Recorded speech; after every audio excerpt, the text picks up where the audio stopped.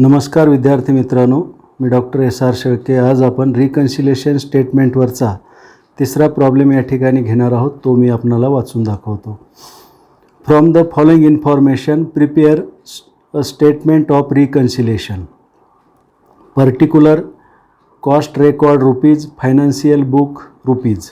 Number 1, value of opening stock raw material 30,100, finished goods 22,000, 21,700, work in progress 20,200, 20,000. Number 2, value of closing stock raw material 40,000, 39,800, finished goods 35,000, 34,000, work in progress 9,900 and 10,000. Number 3, works overhead 15,000, 12,000, administrative overhead 8,000, 10,000. Number 5, sales overhead 12,000, 10,000. Number 6, miscellaneous expenses costing record dash financial book 19,700. Number 7, transfer fees in cost record nil, financial book record rupees 500. Interest on bank deposit in cost record nil, in financial book 1,900. Profit as per cost record 1,35,000 and financial book 1,20,000. तर अशा प्रकारचा हा problem आहे। पा ह्या प्रॉब्लेममध्ये profit costing रेकॉर्डनुसार 1,35,000 रुपये आहे आणि फायनान्शियल बुकनुसार 1,20,000 आहे। म्हणजे या ठिकाणी नफ्यामध्ये 15,000 रुपयाचा फरक पडलेला आहे। हा फरक का पडला त्याची कारणं या ठिकाणी शोधलेली आहेत आणि त्या कारणाचा आधार घेऊन आपण ह्या प्रॉफिटमध्ये समेट घडवून आणू किंवा त्यांची मिळवणी करू किंवा रिकन्सिलेशन स्टेटमेंट या ठिकाणी तयार करू। तर या ठिकाणी मी हा प्रॉब्लेम सॉल्व करण्यासाठी रिकन्सिलेशन स्टेटमेंट या ठिकाणी घेतलेला आहे आणि रिकन्सिलेशन स्टेटमेंट तयार करताना वरच्या बाजूला जो प्रॉफिट आपणाला घ्यायचा आहे तो net profit as per cost record, costing रेकॉर्डनुसार किंवा कॉस्ट अकाउंटनुसार जो प्रॉफिट प्रॉब्लेममध्ये दिलेला आहे तो त्या ठिकाणी घ्यायचा आहे। तो आहे पहा 1,35,000। 1,35,000 रुपये प्रॉफिट आपण या ठिकाणी घेतला। आपण नेट प्रॉफिट ॲज पर फायनान्शियल अकाउंट हा सुद्धा आपण वरच्या बाजूला घेऊ शकतो। जर समजा हा प्रॉफिट वरच्या बाजूला घेतला तर ॲड होणारे आयटम मायनस होतील आणि मायनस होणारे आयटम ॲड होतील, एवढं ध्यानात ठेवायचं। परंतु उलटं आपण कशाला करत बसायचं? कॉस्टिंग रेकॉर्डप्रमाणेच आपण या ठिकाणी प्रॉफिट घ्यायचा आणि त्यामध्ये त्या प्रॉफिटमध्ये ॲड होणारे आयटम अगोदर आणि लेस होणारे आयटम नंतर, अशा पद्धतीने आपण हे सोल्युशन करायचं आहे। आलं लक्षात? म्हणजे एखाद्या विद्यार्थ्याला वाटलं की आपण फायनान्शियल बुकचा प्रॉफिट वरच्या बाजूला घेऊ शकत नाही का, तर घेऊ शकतो। आलं लक्षात? पण त्यावेळी एकच ध्यानात ठेवा, या ठिकाणी जे आयटम आपण लेस केलेले आहेत ते ॲड करावे लागतील आणि ॲड केलेले आयटम लेस करावे लागतील। आलं लक्षात? तर उलट प्रक्रिया आपणाला करावी लागेल। म्हणून net profit as per costing record 1,35,000 रुपये आपण त्या ठिकाणी घेतलेला आहे। आता पहा number 1, value of opening stock of raw material 30,000, 31,000। तर पहा कॉस्टिंग रेकॉर्डमध्ये ओपनिंग स्टॉक ऑफ रॉ मटेरियलचं व्हॅल्युएशन 30,000 रुपये केलं आणि फायनान्शियल बुकमध्ये 30,100 रुपये। म्हणजे कमी कशामध्ये दाखवलेलं आहे? कॉस्टिंग रेकॉर्डमध्ये कमी आलेला आहे। आलं लक्षात? किती रुपयाने कमी आलेला आहे? 100 रुपयाने। आणि ओपनिंग स्टॉक कोणत्या बाजूला लिहितो आपण? डेबिट साईडला। आलं लक्षात? डेबिट साईडला 30,000 दाखवण्यात आलेत, फायनान्शियल बुकला 30,100 दाखवलेत। म्हणजे 100 रुपयाने ओपनिंग स्टॉक या ठिकाणी कमी दाखवलेला आहे। कमी दाखवला म्हणजे उत्पन्न वाढलं, उत्पन्न वाढलं म्हणजे प्रॉफिट वाढला, वाढलेला प्रॉफिट आता आपणाला कमी करावा लागेल। आलं लक्षात? कमी करण्यासाठी लेसच्या यादीमध्ये नंबर 1 आलं लक्षात, under valuation of opening stock of raw material in cost record 30,000 minus 30,000 100, या दोन्हीतला जो फरक आहे तो या ठिकाणी लिहून टाका 100 रुपये. दोन्हीमध्ये जो फरक आहे 100, म्हणजे परिव्यय लेखाकर्मामध्ये ओपनिंग स्टॉक ऑफ रॉ मटेरियलचं व्हॅल्युएशन 30,000 करण्यात आलेलं आहे आणि फायनान्शियल बुकमध्ये 30,000 100. तर परिव्यय लेखाकर्मामध्ये कमी व्हॅल्युएशन झालं आणि हा आयटम डेबिट साईडला आपण लिहितो. डेबिट साईडला लिहितो म्हणजे खर्च कमी झाला, उत्पन्न वाढलं. उत्पन्न वाढलं म्हणजे प्रॉफिट 100 रुपयांनी वाढला. 100 रुपयांनी वाढलेला प्रॉफिट कमी करण्यासाठी, म्हणजे परिव्यय लेखाकर्माचा 100 रुपयाने वाढलेला प्रॉफिट कमी करण्यासाठी हा आयटम लेस करावा लागेल. आलं लक्षात, प्रॉफिटमधून. त्यानंतर नंबर 2 म्हणजे पुढचा opening stock of finished goods costing रेकॉर्डनुसार 22,000 आणि फायनान्शियल बुकनुसार 21,700. तर पहा, फायनान्शियल रेकॉर्डनुसार जो स्टॉकचं व्हॅल्युएशन आहे ते जास्त करण्यात आलेलं आहे आणि फायनान्शियल बुकनुसार कमी करण्यात आलं आहे 300 रुपयांनी. आता पहा, ओपनिंग स्टॉक हा डेबिट साईडला असतो. कॉस्टिंग रेकॉर्डनुसार 300 रुपयांनी व्हॅल्यू जास्त लावण्यात आली. आता खर्चाची बाजू 300 रुपयांनी जास्त आहे, म्हणजे उत्पन्न 300 रुपयांनी काय होईल, कमी होईल. उत्पन्न 300 रुपयांनी कमी झालं म्हणजे परिव्यय लेखाकर्माचा नफासुद्धा 300 रुपयांनी कमी होईल. मग आता तो नफा आपणाला 300 रुपयांनी वाढवावा लागेल. परिव्यय लेखाकर्माचा नफा हा 300 रुपयांनी वाढवावा लागेल. वाढविण्यासाठी हा आयटम ॲड करावा लागेल. म्हणून ॲडच्या यादीमध्ये number 1 over valuation of opening stock of finished goods in cost record 22,000 minus 21,700. म्हणजे या ठिकाणी 300 रुपयांनी जास्त दाखवलेलं असल्यामुळे 300 रुपये या ठिकाणी घेऊन टाका. परिव्यय लेखाकर्मामध्ये व्हॅल्युएशन जास्त दाखवण्यात आलेलं आहे. त्यानंतर opening stock of work in progress costing रेकॉर्डनुसार 20,200 दाखविण्यात आलेलं आहे. फायनान्शियल बुकनुसार 20,000 दाखविले. म्हणजे पुन्हा कॉस्टिंग रेकॉर्डनुसार opening stock of work in प्रोग्रेसचं व्हॅल्युएशन हे जास्त करण्यात आलेलं आहे. किती रुपयांनी जास्त करण्यात आलेलं आहे, 200 रुपयांनी. आता डेबिट साईड 200 रुपयांनी जास्त झाली म्हणजे खर्चाची बाजू 200 रुपयांनी जास्त झाली म्हणजे उत्पन्नाची बाजू 200 रुपयांनी कमी होईल. उत्पन्न 200 रुपयांनी कमी म्हणजे प्रॉफिटसुद्धा 200 रुपयांनी कमी परिव्यय लेखाकर्माचा. आता 200 रुपयांनी कमी झालेला प्रॉफिट त्यामध्ये हे 200 रुपये ॲड करावे लागतील, तेव्हा तो फायनान्शियल अकाउंटच्या प्रॉफिट बरोबर येईल. म्हणून ॲडमध्ये घ्या number 2 over valuation of opening stock of work in progress in cost record into bracket 20,200 minus 20,000, या ठिकाणी लिहा 200. त्यानंतर ओपनिंग स्टॉकचे तिन्ही आयटम आपण घेतलेले आहेत. आता closing stock value of closing stock of raw material costing रेकॉर्डमध्ये 40,000 आणि फायनान्शियल बुकमध्ये 39,800. म्हणजे कॉस्टिंग रेकॉर्डमध्ये या ठिकाणी 200 दाखवलेलं आहे. पहा, क्लोजिंग स्टॉक आपण कुठे लिहितो, क्रेडिट साईडला. क्रेडिट साईडला म्हणजे उत्पन्नाच्या बाजूला. तर या ठिकाणी परिव्यय लेखाकर्माचं उत्पन्न 200 रुपयांनी जास्त म्हणजे प्रॉफिटसुद्धा 200 रुपयांनी जास्त फायनान्शियल रेकॉर्डच्या प्रॉफिटपेक्षा. तर हा जो 200 रुपयांनी प्रॉफिट वाढलेला आहे तो प्रॉफिट आता आपणाला कमी करावा लागेल. परिव्यय लेखाकर्माचा प्रॉफिट 200 रुपयांनी या ठिकाणी कमी करावा लागेल. म्हणून लेसच्या यादीमध्ये घ्या over valuation of closing stock of raw material. Over valuation of closing stock of raw material into bracket 40,000 minus 39,800. या दोन्हीमध्ये जो फरक आहे तो फरक 200 रुपये या ठिकाणी घेऊन टाका. त्यानंतर closing stock of finished goods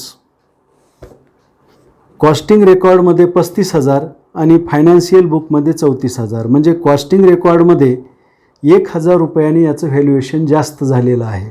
closing stock हा क्रेडिट साईडला आपण लिहितो. म्हणजे उत्पन्नाच्या बाजूला, म्हणजे 1000 रुपयांनी उत्पन्न वाढलं परिव्यय लेखाकर्माचं आणि परिव्यय लेखाकर्माचा प्रॉफिटसुद्धा 1000 रुपयांनी वाढलेला आहे. तर तो फायनान्शियल अकाउंटच्या प्रॉफिट एवढा येण्यासाठी आपणाला मायनस करावा लागेल, म्हणजे परिव्यय लेखाकर्माच्या नफ्यातून तो मायनस करावा लागेल. म्हणून मायनसच्या यादीमध्ये किंवा लेसच्या यादीमध्ये या ठिकाणी नंबर 3 पहा, over valuation of closing stock of finished goods into bracket 35,000 minus 34,000. या दोन्हीतला जो फरक आहे 1000 रुपये तो या ठिकाणी घेऊन टाका.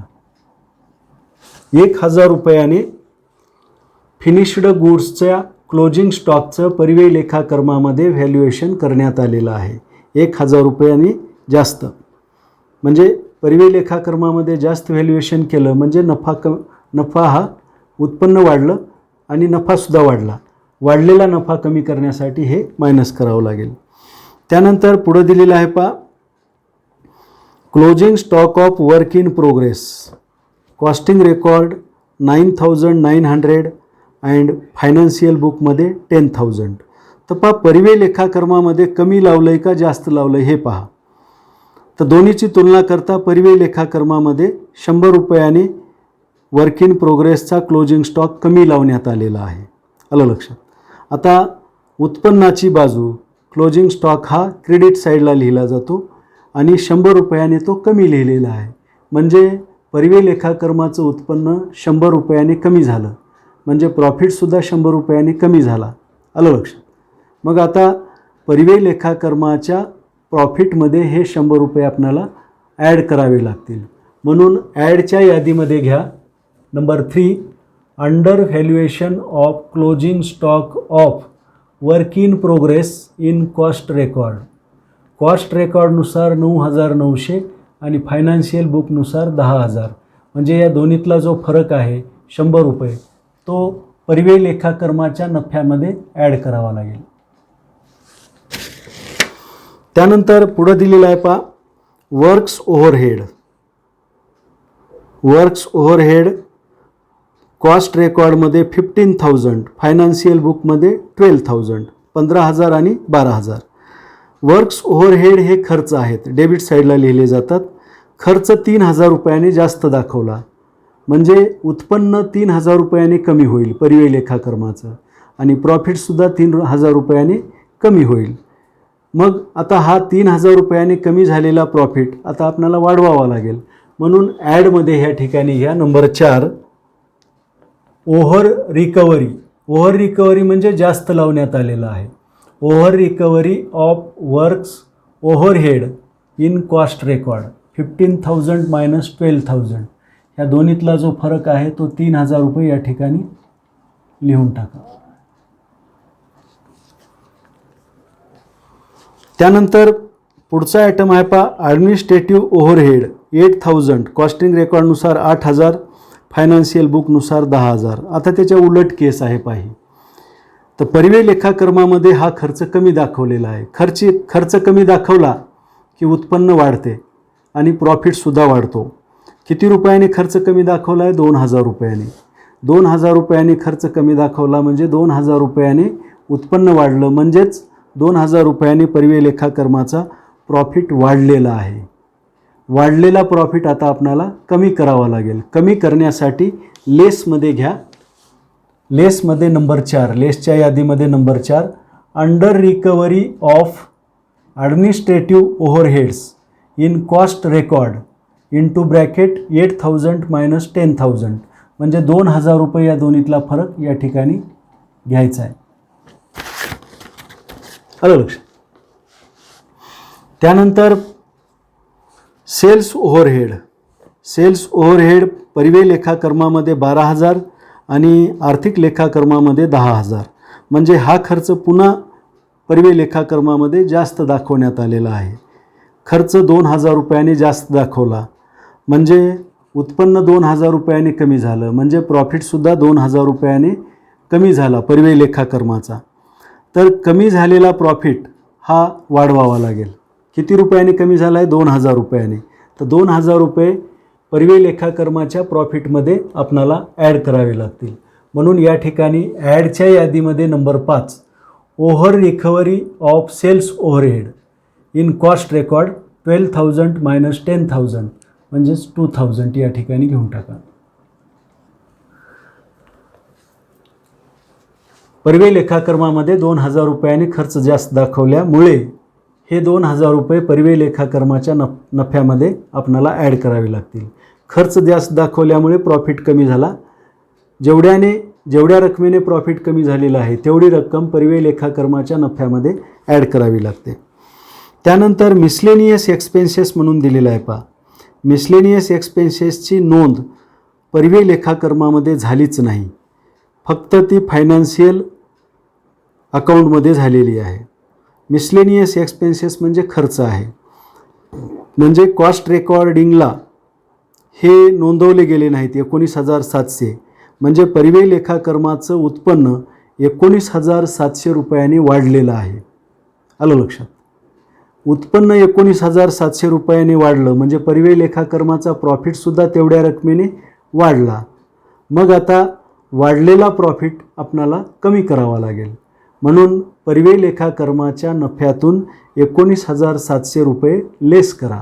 लेस करण्यासाठी या ठिकाणी लेसच्या यादीमध्ये या number 5 miscellaneous expenses not recorded in cost record. आलं लक्षात. तर हे 19,700 या ठिकाणी लिहून टाका. त्यानंतर ट्रान्सफर फीस. ट्रान्सफर फीस हा उत्पन्नाचा आयटम आहे. पहिल्यांदा तो खर्च आहे की उत्पन्न आहे हे आपणाला ठरवता आलं पाहिजे. आलं लक्षात. ट्रान्सफर फीस हे संस्थेचं उत्पन्न आहे. त्याची नोंद परिव्यय लेखाकर्मामध्ये झालेली नाही, फक्त आर्थिक लेखाकर्मामध्ये त्याची नोंद झालेली आहे. 500 रुपये उत्पन्न मिळाले, परिव्यय लेखाकर्मामध्ये त्याची नोंद झाली नाही. आता पहा, उत्पन्नाच्या बाजूमध्ये परिव्यय लेखाकर्माच्या क्रेडिट साईडला 500 रुपयाची नोंद न झाल्यामुळे परिव्यय लेखाकर्माचं उत्पन्न 500 रुपयाने कमी राहील. म्हणजे परिव्यय लेखाकर्माचा नफासुद्धा 500 रुपयाने कमी राहील. आलं लक्षात. मग हा प्रॉफिट 500 रुपयांनी आपणाला आता वाढवावा लागेल. परिव्यय लेखाकर्माच्या नफ्यामध्ये हे 500 रुपये आता ॲड करावे लागतील. म्हणून ॲडच्या यादीमध्ये या ठिकाणी या number 6 incomes not recorded in cost record. आलं लक्षात.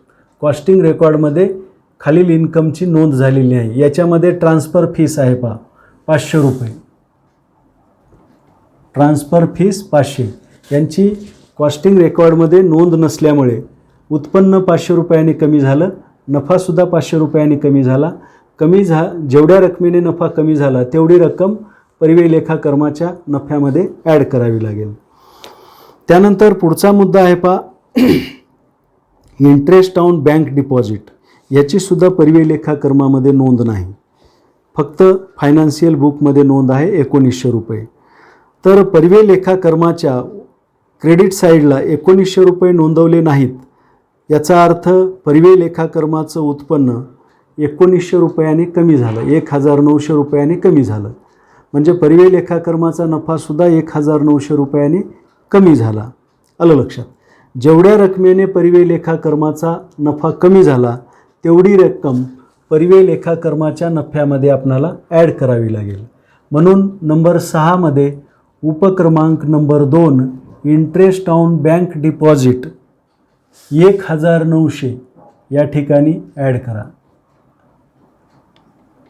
1,900 या ठिकाणी ॲड करा. आता सर्व आयटम आपण या ठिकाणी कन्सिडर केलेले आहेत, कारणासहित आपण त्याची चर्चा या ठिकाणी केलेली आहे. तर आता पहा, ॲड होणारे जे आयटम आहेत त्यांची बेरीज किती येते ती पहा. तर त्यांची बेरीज येते पहा 8,000 रुपये. ॲड होणारे जे आयटम आहेत त्यांची बेरीज येते 8,000.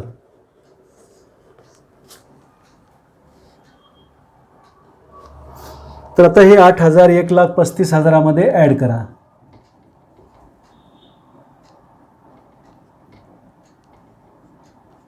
₹1,43,000 रुपये बेरीज आलेली आहे. आलं लक्षात. आता लेस होणारे जे आयटम आहेत त्यांची बेरीज करा. लेस होणाऱ्या आयटमची बेरीज येईल 23,000 रुपये.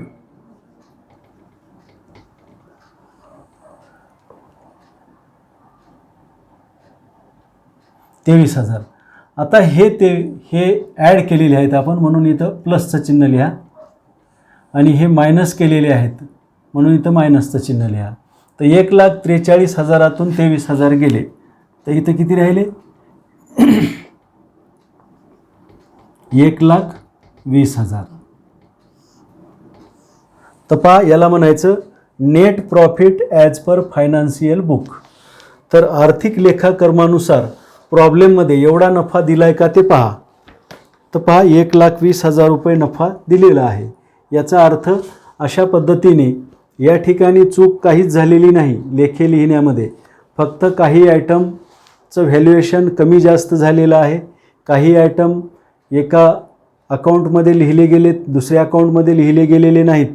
म्हणजे सर्व इथं आहे, परंतु नफ्यामध्ये फरक पडल्यामुळे अशा पद्धतीने त्याची मिळवणी या ठिकाणी केली जाते आणि अकाउंटिंग लिहिण्यामध्ये कसल्याही प्रकारची चूक झालेली नाही हे यावरून सिद्ध होते. जर समजा रिकन्सिलिएशन स्टेटमेंट अशा पद्धतीने जुळलं की लेखे लिहिण्यामध्ये कसल्याही प्रकारची चूक नाही, फक्त काही आयटम कमी जास्त व्हॅल्युएशन झाल्यामुळे आणि काही आयटमची नोंद काही अकाउंटमध्ये एकाच अकाउंटमध्ये झाली, दुसऱ्या अकाउंटमध्ये झालेली नाही, त्यामुळे हा या ठिकाणी फरक पडलेला आहे. दोन्ही लेखाकर्माच्या नफ्यामध्ये 15,000चा फरक, परंतु मिळवणी केली असताना कुठेही चूक आपणाला दिसून येत नाही. आलं लक्षात? तर अशा पद्धतीने हा प्रॉब्लेम या ठिकाणी आहे. मी या ठिकाणी थांबतो. धन्यवाद.